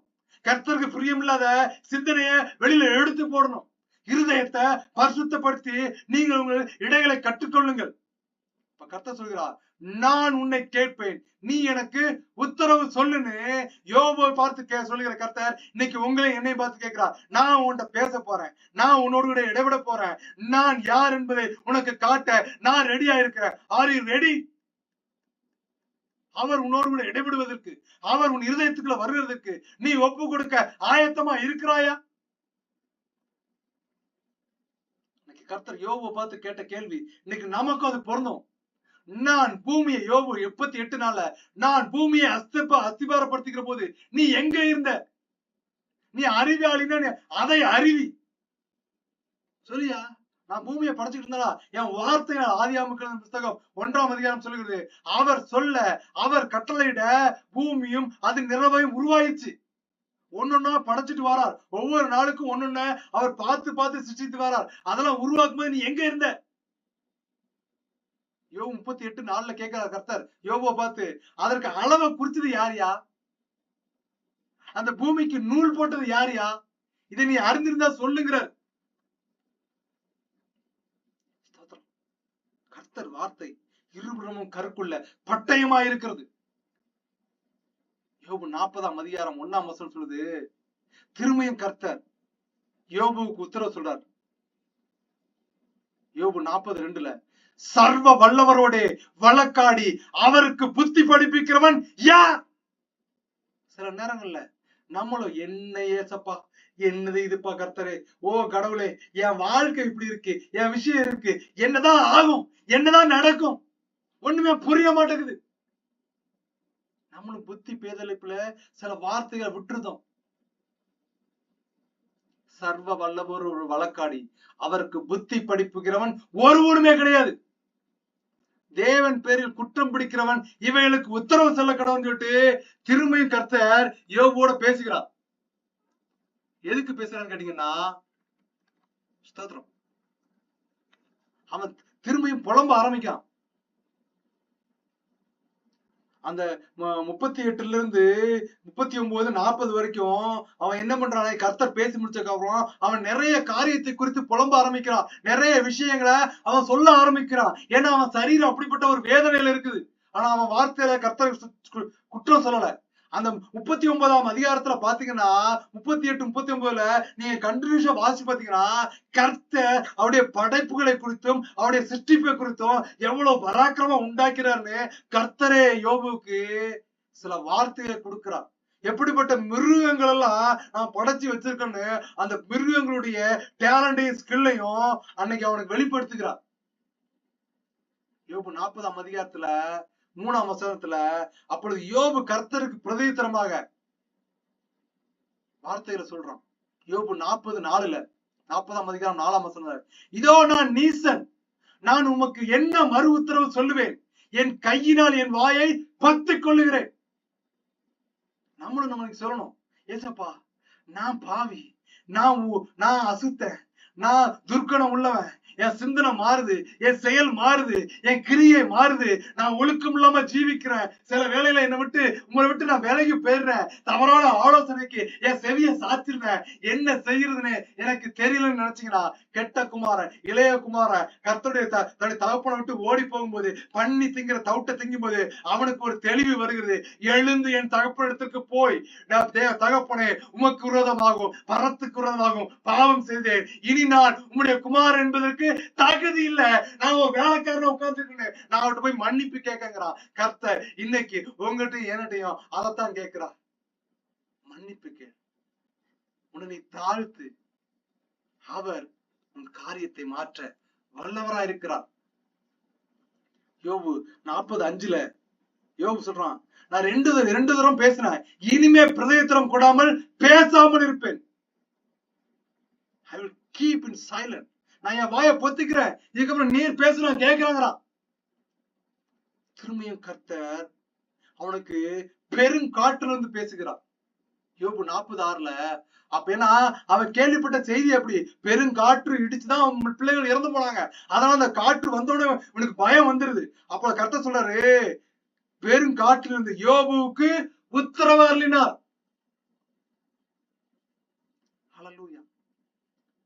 யோனா கீழ்ப்படியாம போகும்போது கர்த்தர் என்ன பண்ணார் தெரியுமா? யோனா 1:4 கர்த்தர் சமுத்திரத்தின் மேல் பெருங்காற்றை வரவிட்டார், அதனால் கடலிலே கப்பல் உடையும் என்று நினைக்கத்தக்கதாக பெரிய கொந்தளிப்பு உண்டாயிற்று. நீங்க காற்றை குறித்து வாசி பாத்தீங்கன்னா, மனுஷனை உருவாக்கி மண்ணினாலே உருவாக்கி, ஆதியாகமம் மனுஷனை மண்ணினாலே உருவாக்கி தேவன் ஜீவ சுவாசம் அந்த காற்றை அவன் நாசியில ஊதினார், நம்ம மூக்குல ஊதினார், மனுஷன் ஜீவாத்மா ஆனான்னு வேதம் சொல்லுகிறது. அது மாத்திரம் கிடையாது, இந்த மண்ணில இருந்து எடுக்கப்பட்ட மனுஷன் மண்ணுக்கே திரும்புவான், கொடுத்த ஜீவன் தேவன்கிட்ட போகும். அதுதான் நியாய தீர்ப்பு. அது மாத்திரம் கிடையாது, கர்த்தர் காற்றை கொண்டு அழிக்கிறவராய் மாற்றமல்ல, கர்த்தர் உருவாக்குகிறவராயும் இருந்தார். நோவாவின் காலத்துல மனுஷனுடைய பாவங்கள் எல்லாம் பெருகி போய் சூழ்நிலையில, எல்லாம் அழிஞ்சு வருகிற சூழ்நிலையில ஆதியாகமம் எழுதின புஸ்தகம் 8ஆம் அதிகாரம் 1ஆம் வசனம் சொல்கிறது, தேவன் நோவாவையும் அவனுடனே பேழ இருந்த சகல காட்டு மிருகங்களையும் சகல நாட்டு மிருகங்களையும் நினைத்திருந்தார். தேவன் பூமியின் மேல் காற்றை வீச பண்ணினார், அப்பொழுது ஜலம் அமர்ந்தது. God made a wind to pass over the earth. கர்த்தர் பூமியின் மேல் ஒரு குளிர்ந்த காற்றை வீச பண்ணினார். ஆதாமோடும் ஏவாளோடும் கர்த்தர் என்ன பண்ணானா, அந்த காலை வேளையில அந்த குளிர்ந்த காற்றுல அவர்கள் நடந்து போகிற வேளையில அவர்களோடு சஞ்சரித்தார். அது மாத்திரம் கிடையாது, இயேசு கிறிஸ்துவானவர் இந்த கரையில இருக்கும்போது அவங்க சீச்சர்லாம் கப்பல்ல போகிற சூழ்நிலை ஒரு பெருங்காற்று வருகிறது, அந்த கப்பல் மேல மோதுகிற சில கப்பலை உடையதை பார்த்த உடனே இயேசு அக்கறையா கடந்து போற மணிக்கு அவங்க காட்சி அளிக்கிறார். பேதுரு பார்த்த உடனே ஐயோ பயப்படுறான், உடனே நான் ரபி பயப்படாங்கிறாரு, அப்ப எழுந்து மட்டும் வரட்டுமாங்கிறான். அவர் காற்றையும் கடலையும் கடிந்து கொண்டார், அது அமைதலாயிற்று. அது மாத்திரம் கிடையாது, பெந்தேகோஸ்தே நாளில அப்போஸ்தலர்கள் மீது அக்னிமயமாய் தீ நாவாய் கர்த்தருடைய அந்த ஒரு காற்று வீசப்பட்டுச்சு. அந்த காற்றுக்காக நீங்க காத்திருங்க, அந்த காற்று அதிகாலை வேளையில அவருடைய கிருபையை நோக்கி இருக்கிற வேளையில நம்மளோட பேசுவார். யோபு 42:1 சொல்லுது, அதுக்கப்புறம் கர்த்தருக்கு அவன் பிரதித்திரம் கொடுக்குறான். அப்பொழுது யோபு கர்த்தருக்கு பிரதித்திரமாக அவன் என்ன சொல்றானா, தேவரீர் சகலத்தையும் செய்ய வல்லவர், நீ செய்ய நினைத்தது தடைபடாது என்பதை அறிந்திருக்கிறேன். தேவ பிள்ளைகளே, இந்த வார்த்தை கேட்கிறவர்களே, வார்த்தை இடைப்பட்டு வருகிறது. அவர் செய்ய நினைத்தது தடைபடாதுன்னு நீங்க உறுதியா இருங்க, அவரை பற்றி கொள்ளுங்க. அவர் சகலத்தையும் செய்ய வல்லவர், அவரால் கூடாது எதுவுமே இல்லை. நோய்களை குணமாக்க முடியும், பேய்களை விரட்ட முடியும், குழந்தை இல்லையா அவரை விசுவாசிச்சா குழந்தைய கொடுக்க முடியும். உன் சூழ்நிலைகளும் உன் சந்தர்ப்பங்களும் கண்கள் கட்டப்பட்டதா இருக்குதா, அவரை விசுவாசி, அவர் மாறுதலாய் முடிய செய்வார். யோபு 42:3 கர்த்தர் யோபுவோடு கூட பேசுகிறார். அறிவில்லாமல் ஆலோசனை மறைக்கிற இவன் யார்? அவருடைய சகோதரருக்கு, அவருடைய நண்பர்களை 3 பேரை குறித்து சொல்கிறார். நான் எனக்கு தெரியாதையும் என் புத்திக்கு எட்டாதையும் நான் அறியாதையும் அழைப்பினேன் என்கிறான். இவன் தேவன்கிட்ட புலம்புறான். தெரியாம பேசிட்டேன், நான் நிறைய விஷயங்களை சொல்லிட்டேன், என்ன மன்னியும்னு கர்த்தர்ட்ட மன்னிப்பு கேட்கிறான். அப்ப திரும்பியா யோபு 42:4 சொல்லலாம், நீர் எனக்கு செவி கூட, நான் பேசுவேன், நான் கேள்வி கேட்கிறேன், நீர் உத்தரவு கொடுன்னு கர்த்தர்ட்ட சொல்றான்.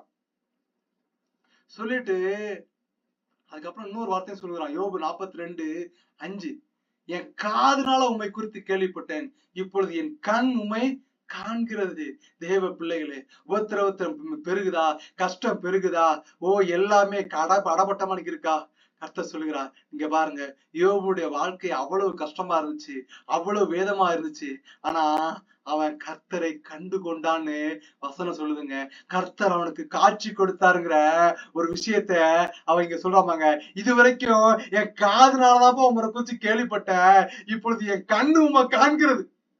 தேவ பிள்ளைய எப்படி ஒரு அனுபவத்துக்குள்ள யோபு இருந்திருக்கலாம் பாருங்க. சொறி சிறங்கோட எல்லாம் எழுந்து துக்கிச்சிருக்கிற வேலையில இந்த துக்கத்துல அவன் இருக்கும்போதுதான் கர்த்தர் அவனுக்கு காட்சி கொடுக்கிறான். என் கண்ணு உமை பாக்குதுப்பா, இந்த மாம்ச கண்ணு உமை பாக்குது. என் மாம்ச பெருமையில நான் நிறைய பண்ணிட்டேன், நான் துர்க்குணத்துல உருவான, என் தாய் என் பாவத்துல கற்பம் தரித்தா, எல்லாம் போனாலும் ஆனா என்ன இந்த மாம்சத்துல உங்க கண் காணும்படியா நீ செஞ்சிருந்தா இந்த ஸ்லாக்கியத்திற்கு ஈடா நான் என்னத்தை செய்வேன்பா அப்படின்னு அந்த கஷ்டத்துல இருக்கிற வேலையில அவளுக்கு காட்சி கொடுத்த தேவன் இன்னைக்கு உங்களுக்கு எனக்கும் காட்சி கொடுக்க வல்லவரா இருக்கிறார்.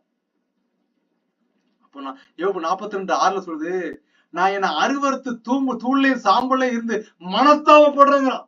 அவரை பார்த்த உடனே அவரை நோக்கி பார்க்கிற முகங்கள் பிரகாசம் அடைஞ்சுன்னு வசனம் சொல்லுதுங்க. அவரை நம்புகிற ஜனங்கள், அவரை நோக்கி பார்க்கிற முகங்கள் எல்லாத்துக்கும் ஒரு பிரகாசம், ஒரு வெளிச்சம் கிடைக்குமா. அவன் அந்த வெளிச்சத்தை பார்த்த உடனே அவன் தன்னுடைய சூழ்நிலையை பார்த்து, ஐயோ நான் அற்ப உதடுள்ள மனுஷன்னு அவன் சொல்றான்.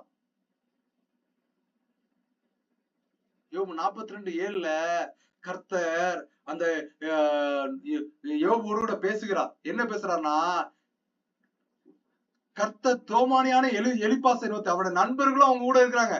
அப்ப எலிப்பாஸ் அவருடைய நண்பர்களை பார்த்து, அவருடைய 3 நண்பர்களை பார்த்து கர்த்தர் சொல்கிறார், உன்மேலும் 2 சிநேகிதர் மேலும் எனக்கு கோபம் மூழ்கிறாரு. என் தாசனாய யோபு பேசுவது போல் நீங்கள் என்னை குறித்து நிதானமாய் பேசவில்லை. அவருடைய நண்பர்களும் இயேசு கிறிஸ்து பிதாவாகிய தேவனை தொழுது கொள்ளதான் இருந்தாங்க. ஆனா அவங்க வாயிலிருந்து வர்ற வார்த்தைகள் அப்படி இல்லைன்னு கர்த்தர் சொல்லுகிறார். ஏன்னு கேட்டீங்கன்னா, யோபு 2ஆம் அதிகாரம் 11ஆம் வசனத்தை நீங்க வாசிச்சு பாத்தீங்கன்னா, 11, 12, 13ஆம் அதிகாரத்துல அவருடைய நண்பர்கள் 3 பேரை சொல்லப்பட்டிருக்குது. தோமானியனான எலிப்பாஸ். நீங்க நல்லா பாத்தீங்கன்னா, நீங்க நிறையவே தங்களுடைய பெயர்களுக்கு முன்பதாக ஊர்களின் பேரை அடையாளமா வச்சிருப்பாங்க. நீங்க யார வேணா எடுத்துக்கலாம். இது எங்க இருந்துச்சுன்னா பழைய ஏற்பாடு காலத்துல இருந்துச்சு. தோமானிய ஊரை சேர்ந்தவன் இந்த எலிப்பாஸ். அதனால தோமானியனான எலிப்பாஸ், சூகியனான பில்தாத், சூகியான்கிறது அவனுடைய ஊரு, இந்த பேரு பில்தாத்.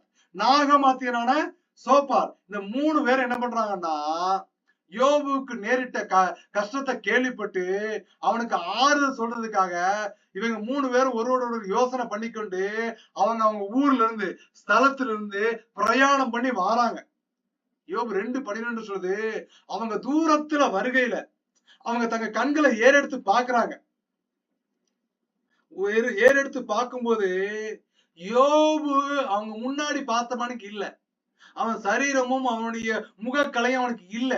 அவன் சொறி சிறங்கோட இவன் தான் யோபுன்னு தெரிய முடியாத ஒரு சூழ்நிலையில அவன் உட்கார்ந்து இருக்கிறான்.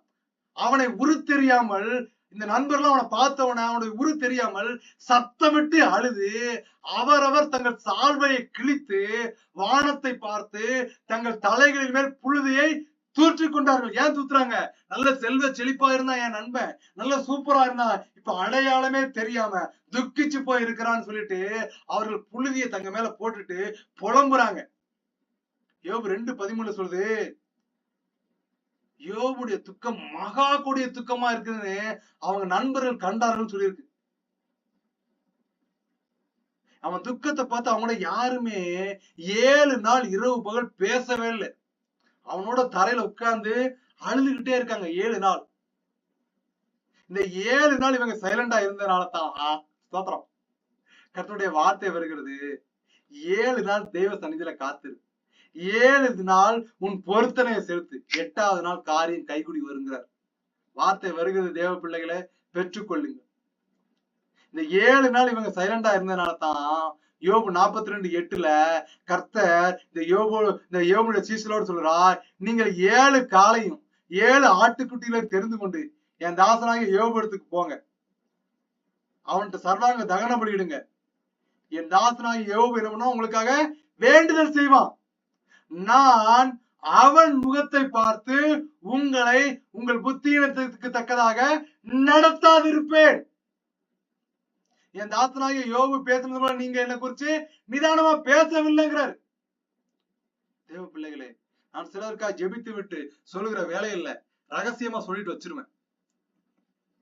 என்ன சொல்லுவோம்னா, உன் கணவனின் நிமித்தமாய் நீ பேச்சின பேசு, உனக்கு ஆபத்தா விளையாதபடியாய் அவன் முகத்தை பார்த்து உன்னை கர்த்தர் வச்சிருக்கிறார். மாறு. நீ என்னைக்கு ஒப்புக்கிறியோ அன்னைக்கு கர்த்தர் மாறுதலாய் முடிய செய்வார்னு நான் சொல்லிடுவேன். இன்னும் ஒரு சாட்சிகளை உண்டு. இன்னும் ஒரு 10 நிமிடத்துல நம்ம முடிக்க போகிறோம். ஹல்லேலூயா. என்னுடைய கசினோட மனைவி ஒருத்தவங்க, சகோதரி ஒருத்தவங்க, அநேக ஆண்டுகளா குழந்தை இல்லாம இருந்தாங்க. என் மாப்பிள்ள போன் பண்ணிட்டு ஜெபிக்க மாட்டேங்கிறா, அதை பண்ண மாட்டேங்க, இதை பண்ண மாட்டேங்கிறான். காலம் வரும், வெயிட் பண்ணு. 30 வருஷமா என்ன பண்ணோம், நம்ம ரட்சிக்கப்பட்டு உள்ள வந்துட்டோமா, நம்ம இஷ்டத்துக்கு தானே சுத்திட்டு வந்தோம், நமக்காக சில ஜெபிச்சாங்கல்ல, நீ ஜெபி, கர்த்தர் மாத்துவார். காலம் வந்தது, குழந்தை இல்ல, குழந்தை பிறக்காதுங்கிற ஒரு சூழ்நிலை அவர்களுக்கு கொடுக்கப்பட்டிருந்துச்சு. இப்ப கர்த்தர் என்று சொல்ல சொன்னது, இன்னைக்கு நீ உன் விஷயத்த, உன் காரியத்தை தூக்கி போட்டு அவட்ட முழங்கால் போட்டு அழுது ஜெபிச்சு தேவ வார்த்தையை எழுத ஆரம்பிச்சேன்னா எண்ணி குறிப்பிட்ட நாட்களுக்காக நீ கர்ப்பம் தரிப்பா. இல்ல என் இஷ்டத்துக்கு, என் மனம் போன போக்குக்கு, என் ஜீவிதத்துப்படிதான் நான் வாழ்வேன் அப்படின்னு நீ நினைச்சன்னா, பிசாசு உள்ள பூந்துட்டான், உன் குடும்பத்துக்குள்ள பூந்துட்டான். உன்னை தீர்த்து விட்டுட்டு இன்னொருத்தைய கட்டி வைக்கணும், அவங்க குடும்பம் ரெடி பண்ணுது. வார்த்தை வந்தோன்னா பயம் வந்துருச்சு. சில இடத்துல பயப்படுற மாதிரிதான் கர்த்தர் சொல்லுவா. பிரம்பை கையாடாதவன் தன் மகனை பகைக்கிறான்னு வேதம் சொல்லுது. வார்த்தை வந்தவுடனே தன்னால தூக்கி போட்டு ஜெபிக்க ஆரம்பிச்சிச்சு. வேதத்தை எடுத்த நாட்களுக்குள்ளதாகவே கர்த்தர் கர்ப்பம் தரிக்க வைத்தார். எப்படிப்பட்ட அவர் விரும்புகிறத செய்யணும், கடமைக்கு இல்ல. யோபு 42:9 சொல்லுது, அப்பொழுது தோமானியனான எலிப்பாசும் சூகியனான பெல்தாத்தும் நாகமாத்தியனான சோப்பாரும் போய் கர்த்தர் தங்களுக்கு சொன்னபடியே செய்தார்கள். கர்த்தர் உனக்கு சொல்லியிருக்கிறார் அப்படின்னா அதுபடி செய் சகோதரா, அதுபடி செய் சகோதரி. அதற்கு மிஞ்சினது பாவமா இருக்கும். சொன்னார்னா கீழ்ப்படி, சொன்னார்னா செய். இதை செஞ்ச உடனே இவங்க செஞ்சுக்கிட்டு இருக்கும் போதே காளைகளையும் அவர்கள் கொண்டு வந்த அந்த 7 காளைகளையும் ஆட்டுக்குட்டிகளும் பழிவிட்டு விருந்துகளை ரெடி பண்ணிட்டு இருக்கும் போது கர்த்தர் என்ன பாக்குறாருன்னா யோபு முகத்தை பாக்குறார். அவங்க ஆடை விட்டுறதையும் அவங்க அந்த கிடாய விட்டுறதுலையும் கர்த்தர் கண் செலுத்தல. அவர் தகன பலி மேல் பிரியப்படுகிறவர் அல்ல. என்ன ஸ்தோத்திரம். யார் சொல்றா? சங்கீதத்துக்கு புஸ்தகம் 51ஆம் அதிகாரத்துல பச்சை பாட்ட பாவம் பண்ணவன தாவீது இப்படித்தான் அழுகிறான். நீர் என்ன பண்ணுவீரு? தகன பலியின் மேல் பிரியப்படுகிற தேவன் அல்ல. அப்படி நீ பிரியப்பட்டீங்கன்னா நான் என்ன பண்ணிருப்பேன்? 2 காளையை வெட்டி என் பாவத்தை போக்கியிருப்பேன். நீர் நறுங்குண்டதும் நொறுங்குண்டதுமான இருதயத்தின் மேலதான் நீர் பிரியமா இருக்கிறீர்.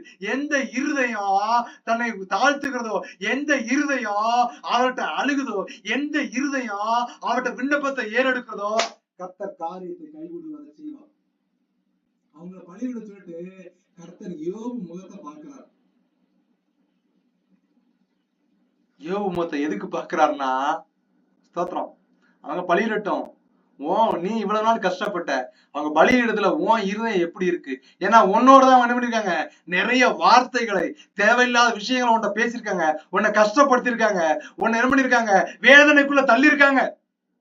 இனிமே நீ என்ன பண்ணா, பிசாசு என்ன பண்ணா, நீ அவன்கிட்ட பேச வேண்டாம், ஏன் அது வேண்டாம், அதை தூர போட்டுரு.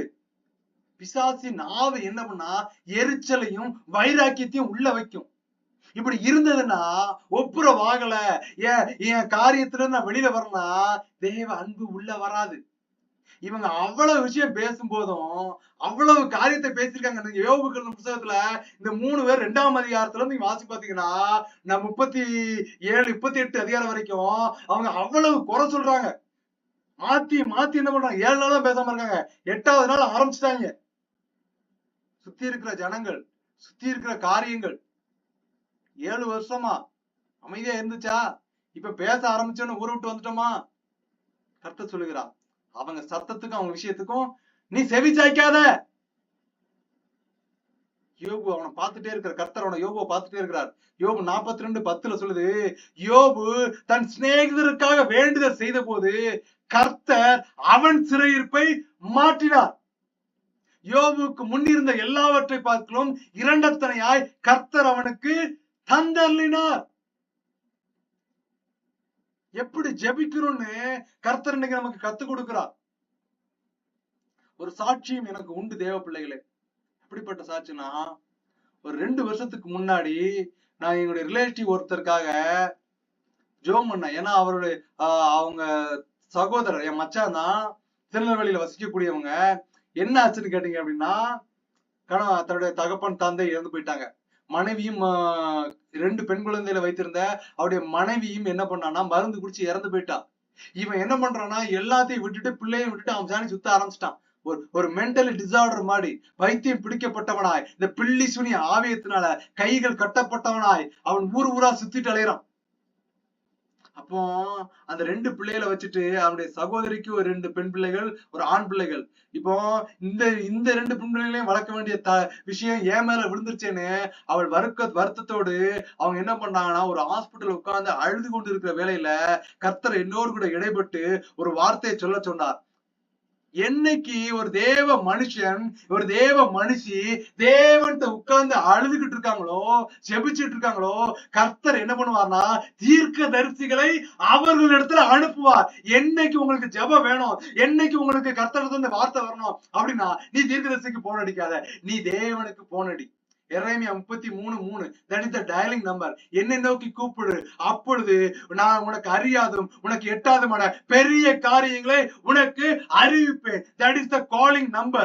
எரேமியா 33:3 எரேமியா 33:3 இதுதான் கர்த்தருக்கு டயல் பண்ண வேண்டிய நம்பரு. இந்த நம்பருக்கு நீங்க மேல நோக்கி டயல் பண்ணீங்கன்னா கர்த்தர் தீர்க்கதரிசிகளை உங்களுக்கு ஜெபம் பண்ண வைப்பா. தீர்க்கதரிசிகளின் இருதயத்தை ஏவி அவர்கள் உங்களோடு ஜெபம் பண்ணி உங்கள் காரியங்களை வெளிப்படுத்துவார் தேவ பிள்ளைகளை.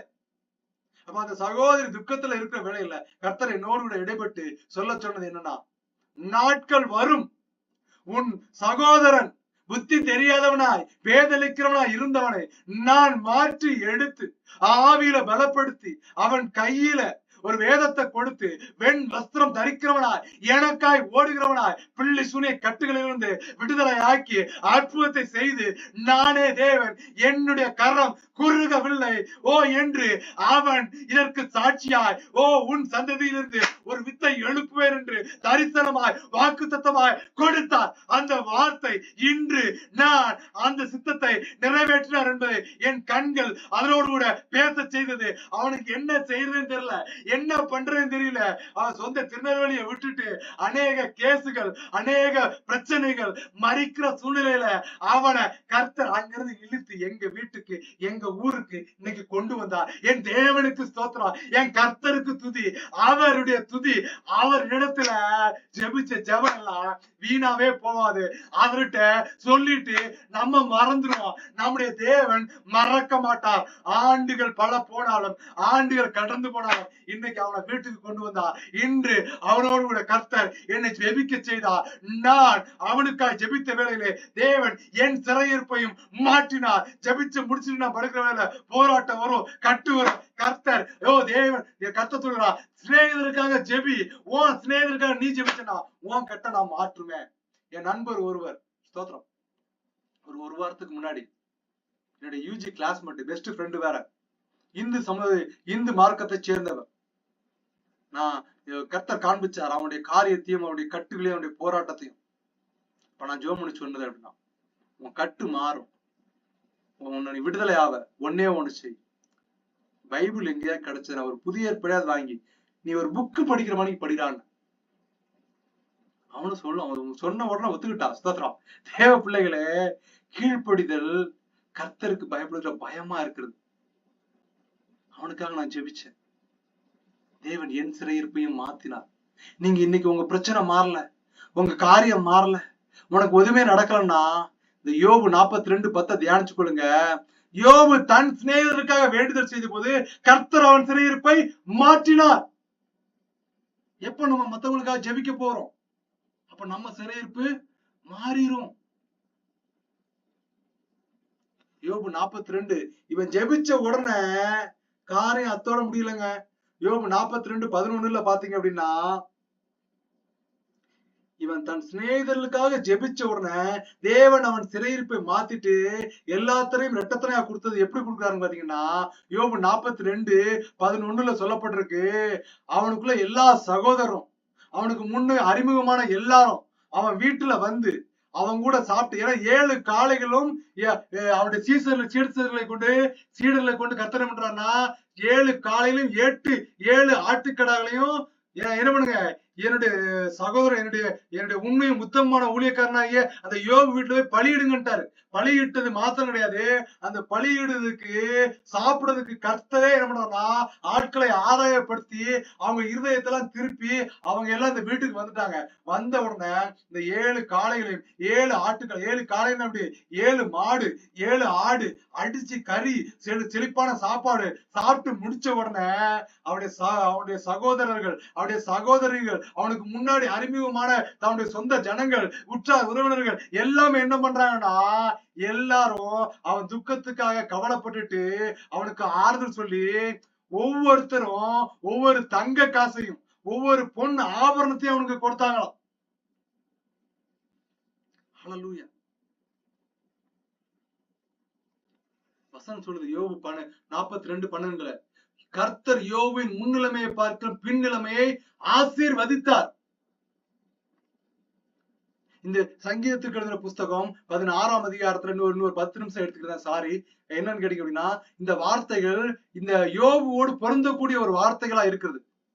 இன்னொரு 4 வசனங்கள் தான் தியானிச்சு நம்ம ஜெபம் பண்ணி முடிக்க போகிறோம். சங்கீதம் 16:7 சொல்லிருக்கு, நேர்த்தியான இடங்களில் எனக்கு பங்கு கிடைத்தது, சிறப்பான சுதந்திரம் எனக்கு உண்டு.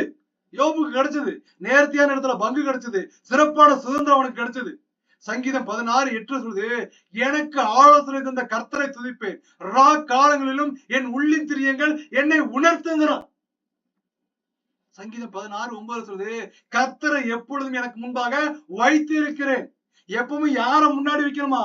கர்த்தரை முன்னாடி வைக்கணுமா? அவர் என் வலது வருஷத்தில் இருக்கிறபடியால் நான் அசைக்கப்படுவதில்லை. சங்கீதம் 16:10 சொல்லுது, ஆகையால் என் இருதயம் பூரித்தது, என் மகிமை கலிகூர்ந்தது, என் மாம்சமும் நம்பிக்கையோட தங்கி இருக்கும்னு சொல்லப்பட்டிருக்கிற வசனம். சங்கீதம் 17, உம்மை நம்புகிறவர்களையும் அவர்களுக்கு விரோதமாய் எழும்புகிறவர்கள் என்று உமது வலது கரத்தினால் தப்புவித்து ரட்சிக்கிறீர், உம்முடைய அதிசயமான கிருபையை விளங்க பண்ணுகிறீர். சங்கீதம் 18:50 தாம் ஏற்படுத்தின ராஜாவுக்கு மகத்தான ரட்சிப்பை அளித்து தாம் அபிஷேகம் பண்ணின தாவீதுக்கும் அவன் சந்ததிக்கும் சதாகாலங்களும் கிருபையை செய்கிறீர். கடைசியான ஒரு வசனம் முடிக்க போகிற தேவ பிள்ளைகளை, எப்படிப்பட்ட ஒரு வசனம் கேட்டீங்கன்னா, சங்கீதம் 50:1. இது இந்த வசனத்தை இந்த அதிகாரத்தை எழுதுன்னு கேட்டீங்கன்னா 51 நினைக்கிறேன், சாரி. இந்த வசனத்தை எழுதுறது தாவீது தான் எழுதுறாரு.